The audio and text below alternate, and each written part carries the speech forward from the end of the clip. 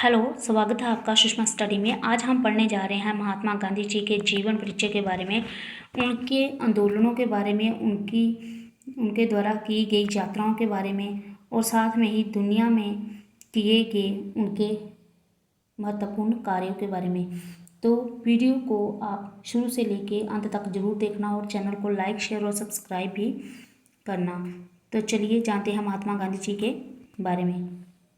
महात्मा गांधी जी, इनका जन्म हुआ था 2 अक्टूबर 1869 ईस्वी को गुजरात के पोरबंदर में और पूरा नाम इनका है मोहनदास करमचंद गांधी। ये एक भारतीय वकील थे, राजनीतिज्ञ थे, सामाजिक कार्यकर्ता थे और लेखक भी थे। ये सभी क्वालिटीज़ इनमें थी। तो उन्होंने ब्रिटिश शासन के खिलाफ, महात्मा गांधी जी ने ब्रिटिश शासन के खिलाफ भारतीय आज़ादी के लिए, क्योंकि भारत में तब क्या था, ब्रिटिश शासन था, तो ब्रिटिश शासन के खिलाफ उन्होंने भारतीय आज़ादी के लिए, भारतवासियों को आज़ाद कराने के लिए अहिंसक आंदोलनों का नेतृत्व किया था। लोगों को अहिंसक आंदोलन चलाने के लिए कहा था, मतलब लड़ाई झगड़ा किए बिना ही, प्यार से, बिना लड़ाई के ही आंदोलन चलाने के लिए उन्होंने लोगों को प्रेरित किया था अपनी आज़ादी पाने के लिए। तो दुनिया भर में उनकी जो सोच थी, पूरी दुनिया को इस सोच ने बदल दिया था। तो महात्मा गांधी जी जो थे, इनके पिता का नाम था करमचंद गांधी था, जिसके नाम पर महात्मा जी का नाम भी मोहनदास करमचंद गांधी रखा गया था। गांधी जी के जो पिता थे, जे भी ब्रिटिश थे, उनके अधीन ही गुजरात में मुख्यमंत्री के पद पर काम करते थे और मुख्यमंत्री के पद पर आसीन थे। और महात्मा गांधी जी जो माता थी, इनकी पुतली बाई, जिनका नाम था, जे वैष्णव धर्म से संबंधित थी। तो गांधी जी की शादी 13 साल की उम्र में ही कस्तूरबा गांधी से हो जाती है। कस्तूरबा इनकी बीवी का नाम था। तो 13 साल की उम्र में ही गांधी जी की शादी भी हो जाती है। इनके 4 बेटे भी होते हैं। पहले बेटे की मृत्यु हो जाती है इनकी, जब वो होता है तो थोड़ी दिनों के बाद में ही बोला जाता है कि पहला बेटा जो था इनका, वो मर जाता है। तो उसके बाद जो गांधी जी के थे 4 बेटे होते हैं टोटल, जो हरीलाल था, मणिलाल था, रामदास था और देवदास, ये चारों नाम थे उनके बेटों के। तो शादी के बाद गांधी जी जो थे, 1888 में गांधी जी वकालत की पढ़ाई करने के लिए ब्रिटेन गए थे। पहले उन्होंने इंटरमीडिएट की जो परीक्षा थी भारत में ही पास की थी और उन्होंने थोड़ा टाइम मुंबई में भी पढ़ाई की थी। पर हम याद रखेंगे कि जो उन्होंने मेन जो ब्रिटेन गए थे, कब गए थे, वो 1888 में वो वकालत की पढ़ाई करने के लिए गए थे ब्रिटेन में। और जून 1891 में वो वकालत की पढ़ाई पूरी करने के बाद वो वापस भारत में आते हैं। कब जाते हैं? 1888 में जाते हैं और 1891 में वो वकालत की पढ़ाई पूरी कर भारत में भी आते हैं। फिर 2-3 साल के बाद फिर से 1893 में दक्षिण अफ्रीका को चले जाते हैं। वो उस समय वो 24 साल के थे जब वो दक्षिण अफ्रीका में जाते हैं। तो लेकिन जब भारत लौटते हैं तो 45 साल का उनको अनुभव हो जाता है, मतलब 45 साल के हो जाते हैं। 24 साल के बाद 45 साल के हो जाते हैं जब वो वापस लौटते हैं। 1893 में वो जाते हैं। तो दक्षिण अफ्रीका में जाकर उन्होंने क्या क्या कार्य किए थे, इन 15 साल में उन्होंने क्या कार्य किए थे, गांधी जी ने दक्षिण अफ्रीका में क्या कार्य किए थे, ये भी जान लेते हैं। 1894 में उन्होंने दक्षिण अफ्रीका में ही नेटाल इंडियन कांग्रेस की स्थापना की थी। नेटाल इंडियन कांग्रेस की स्थापना 1894 में कर दी। 1903 में इंडियन ओपिनियन नामक साप्ताहिक पत्र का प्रकाशन भी किया गांधी जी ने। फिर 1904 में फिनिक्स आश्रम की स्थापना की गांधी जी ने।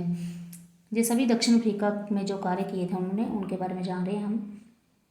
फिर 1910 में टॉलस्टॉय फार्म की स्थापना की। इस फार्म की स्थापना जर्मन शिल्पकार थे जो कालेन, जिनका नाम कालेन बार्ब, उसकी सहायता से उन्होंने जोहान्सबर्ग में की थी इसकी स्थापना, टॉलस्टॉय फार्म की 1910 में। उसके बाद फिर 1915 में गांधी जी अपने देश भारत लौटते हैं। 9 जनवरी 1915 को सुबह ही वो पहुंच जाते हैं अपोलो बंदरगाह के ऊपर जब अपोलो बंदरगाह पर उतरते हैं 9 जनवरी 1915 में, तो जो कार्यकर्ता थे जो भारत के, उन्होंने बड़ी ही गर्मजोशी से उनका स्वागत भी किया था। गांधी जी को महात्मा की उपाधि 1915 में ही उनके मित्र रविंद्रनाथ टैगोर के द्वारा दी गई थी। तो रविंद्रनाथ टैगोर ने दी थी। ये क्वेश्चन बहुत बार आता है कि गांधी जी को महात्मा की उपाधि किसने दी थी, तो रविंद्रनाथ टैगोर ने दी थी महात्मा की उपाधि गांधी जी को।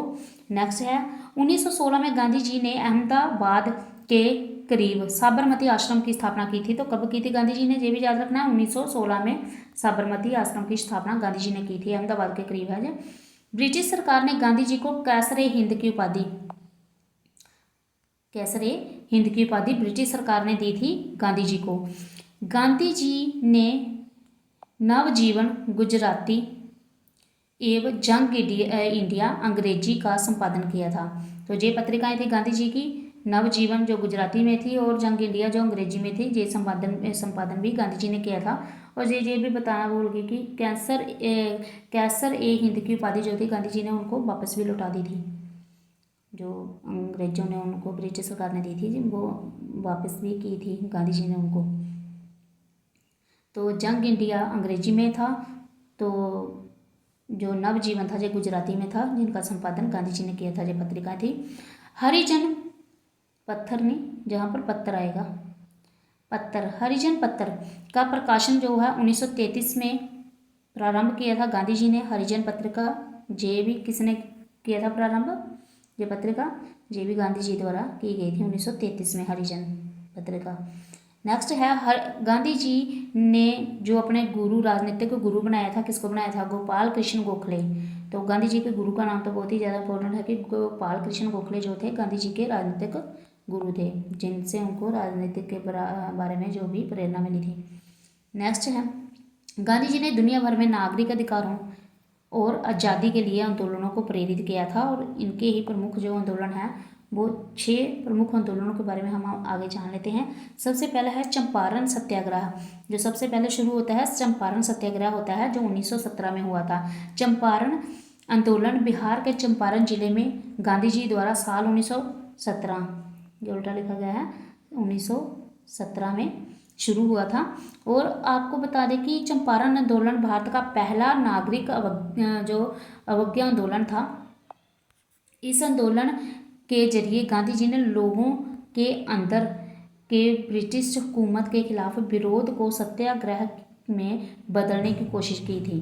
तो ये था चंपारण सत्याग्रह। इसके बाद जो गांधी जी ने शुरू किया था असहयोग आंदोलन शुरू किया था, ये शुरू किया था 1920 में। गांधी जी का मानना था कि ब्रिटिश सरकार के हाथों से लोगों को उचित न्याय मिलना असंभव है, इसीलिए उन्होंने ब्रिटिश सरकार से राष्ट्र के सहयोग को वापस लेने की योजना बनाई। तो इस आंदोलन के जरिए भारतीय स्वतंत्रता आंदोलन को एक नई जागृति भी मिली थी। तो कौन सा आंदोलन था ये, असहयोग आंदोलन। तो गांधी जी का मानना क्या था कि ब्रिटिश सरकार के हाथों से लोगों को उचित न्याय मिलना असंभव है, मतलब जो ब्रिटिश सरकार है वो लोगों को उचित न्याय नहीं दे सकती, इसीलिए उन्होंने ब्रिटिश सरकार से राष्ट्र के सहयोग को वापस लेने की योजना बनाई। मतलब जो राष्ट्र उनको सहयोग कर रहा था ब्रिटिश सरकार को, उनको भी उन्होंने वापस लेने की, मतलब उनको सहयोग ना करे, जो हमारे राष्ट्र था, हमारे राष्ट्र के लोग थे वो उनको सहयोग ना करे, इसलिए ही असहयोग आंदोलन उन्होंने चलाया था। इस आंदोलन के जरिए उन्होंने भारतीय स्वतंत्रता आंदोलन को एक नई जागृति मिली थी, मतलब जो लोग थे एकजुट हुए, मतलब उनके खिलाफ ब्रिटिश सरकार के इस जो असहयोग आंदोलन है इसके जरिए, जो शुरू हुआ था 1920 में गांधी जी के द्वारा। कब हुआ था, 1920 में गांधी जी के द्वारा असहयोग आंदोलन। तो फिर शुरू होता है नमक सत्याग्रह भी गांधी जी द्वारा ही 1930 में शुरू होता है। महात्मा गांधी जी ने सभी आंदोलनों में से नमक सत्याग्रह, जो महात्मा गांधी जी के सभी आंदोलनों में से नमक सत्याग्रह एक महत्वपूर्ण आंदोलन है। गांधी जी ने 12 मार्च 1930 में, डेट आपने याद रखनी है, 12 मार्च 1930 में अहमदाबाद स्थित जो साबरमती आश्रम, जिन्होंने उनकी जिसकी स्थापना गांधी जी ने पहले की थी, तो साबरमती आश्रम में ही इस सत्याग्रह को शुरू किया था। तो 12 मार्च 1930 में शुरू किया था साबरमती आश्रम से। और इस सत्याग्रह में गांधी जी ने दांडी गांव तक 24 दिनों तक सत्याग्रह मार्च भी निकाला था, मतलब 24 दिनों तक वो पैदल चल के वो गए थे दांडी गांव तक। तो इसके बाद होता है दलित आंदोलन, जो होता है 1933 में। गांधी जी ने 8 मई 1933 को छुआछूत के विरुद्ध में दलित आंदोलन की शुरुआत भी की थी। साथ ही गांधी जी ने 1932 में अखिल भारतीय छुआछूत विरोधी लीग की स्थापना